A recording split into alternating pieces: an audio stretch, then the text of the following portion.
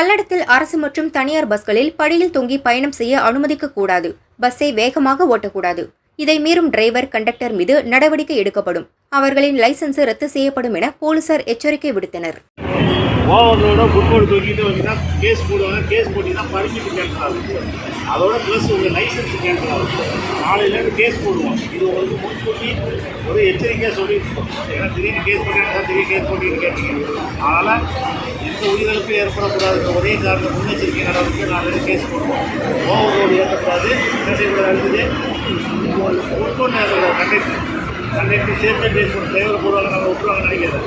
வண்டிக்குள்ளே நடக்குது கண்டக்டர் தான் போடுது. கண்டக்டர் தான் அதாவது ஃபஸ்ட்டு போட்டு வருவோம். டிரைவரும் சேர்த்து போடுவோம். லைசன்ஸை கேன்சல் ஆகிக்காதீங்க. தேவையெல்லாம் ஓவர்லோடு போட்டால் பர்மிட்டு கேட்கலாம். புரியுதா? கரெக்டாக ஓட்டிங்க.